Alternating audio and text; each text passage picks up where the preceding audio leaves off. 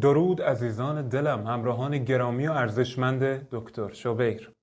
در این ویدیو میخوام در مورد 7 ماده غذایی صحبت کنم که بر اساس تجربه و خیلی علمی چربی شکمی شما رو واقعاً آب میکنه. همچنین میخوام جواب سوالاتی که زیاد پرسیده میشن رو بدم. چرا استرس شما رو چاق میکنه؟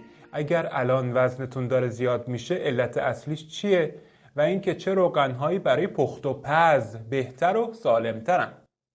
یک سوالی که بارها از من پرسیده شده اینه که چرا استرس ما رو چاق میکنه؟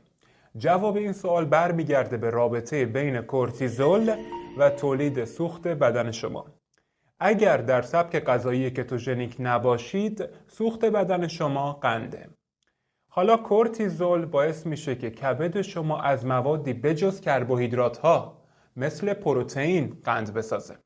یعنی کورتیزول این قابلیت رو داره که پروتئین رو به قند تبدیل کنه.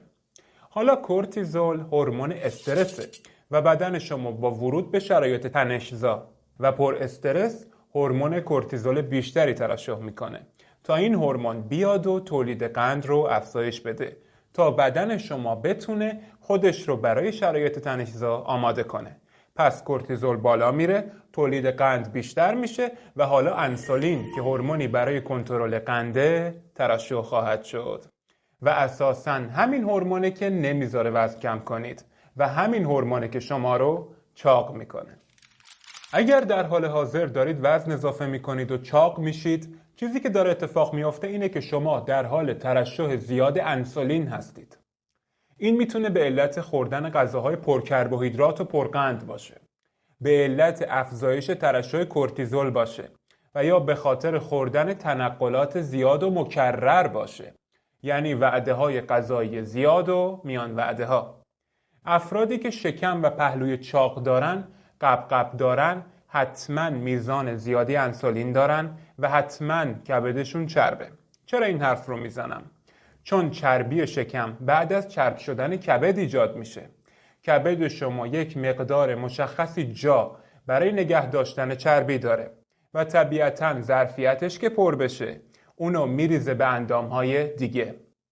اگر کسی رو میشناسید و یا خود شما حتی شکم بزرگی دارید که وقتی صاف بایستید نمیتونید پاهای خودتون رو ببینید، میشه گفتش که کبد شما مقدار زیادی چربی در خودش داره و فعالیتش با مشکل روبرو شده و شما به قدری سالم هستید که کبد شما سالم باشه. این اطلاعات برتر رو در اختیار شما قرار دادم تا بدونید که این مواد غذایی که در این ویدیو به شما معرفی خواهم کرد غذاهایی هستن که واقعاً به شما کمک میکنن چربی شکمیتون رو کاهش بدید. چون اینها انسولینتون رو کاهش میدن، کورتیزولتون رو کنترل میکنن و کبد چربتون رو درمان خواهند کرد. پس وقتی جلوتر در مورد خوردن بعضی چربی ها صحبت میکنم، متعجب نشید که چطوری میشه کبد چرب رو با خوردن چربی ها درمان کرد. متاسفانه من هر بار از مردم سوال میکنم که برای لاغر شدن یا برای درمان کبد چربتون چه کار میکنید؟ اکثرا جواب میدن که غذاهای پرچرب اصلا نمیخوریم، روغن و چربی رو کامل کنار گذاشتیم، رژیم غذایی کم چرب داریم. این عدم آگاهی اونها خیلی من رو ناراحت میکنه، خیلی. چون هنوز هم خیلی ها فکر میکنن که برای سلامتی و لاغر شدن باید از چربی ها دوری کنن. اما در واقع اصلا اینطور نیست و دقیقاً برعکس اینه.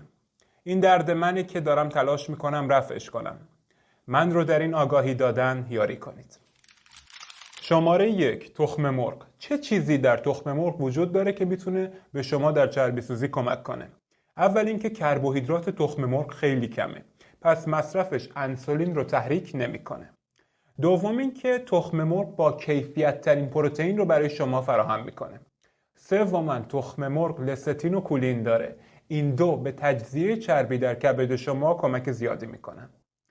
شماره 2، مارچوبه. مارچوبه برای چربی سوزی و لاغری شگفت انگیزه. یبوست رو برطرف میکنه، کلسترول بد رو کاهش میده، به سمزدایی آمونیاک از کبد کمک میکنه. قند خون شما رو تثبیت میکنه و مقاومت به انسولین رو کاهش میده.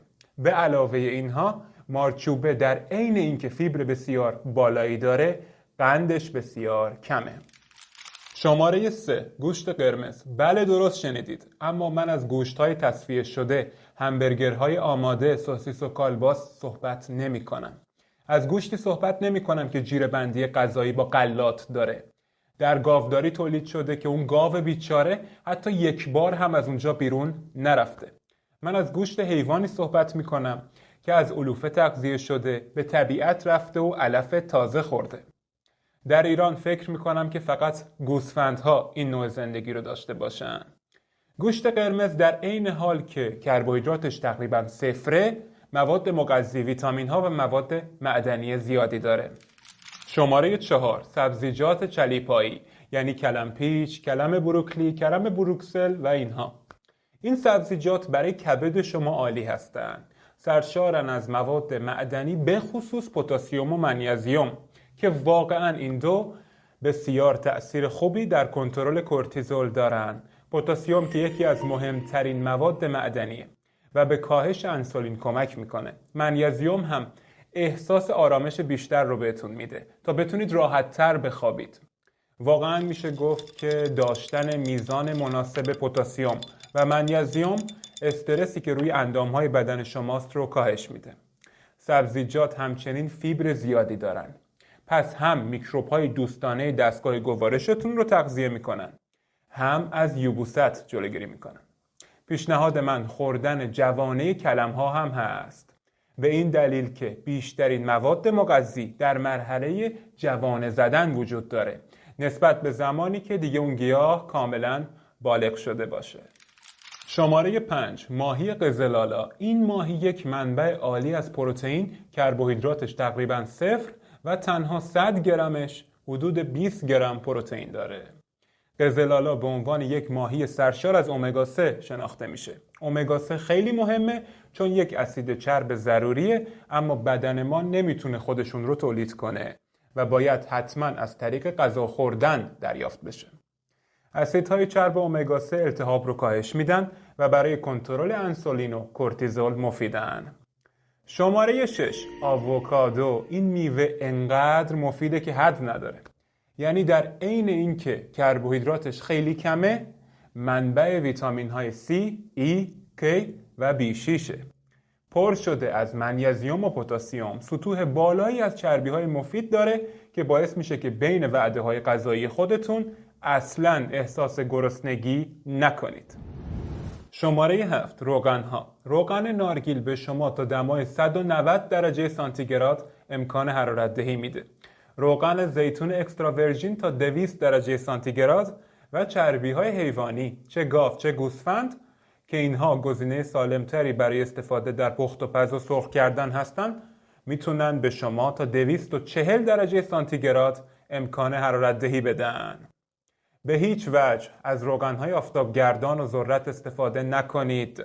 اینها طی چندین فرایند باور نکردنی تصفیه میشن و این تصویری که میبینید تنها یک مرحله از روغنگیری اینها رو به شما نشون میده. یک مرحله.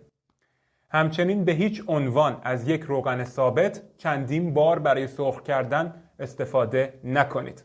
خیلی لطف میکنید این ویدیو رو برای دوستان و عزیزانتون ارسال کنید تا دست به دست هم بدیم و آگاه سازی کنیم. اگر میخواهید با خطرناکترین غذا در جهان و ایران آشنا بشید، همین الان این ویدیو رو نگاه کنید. دوستتون دارم، مراقب همدیگه باشید. در این ویدیو میبینمتون.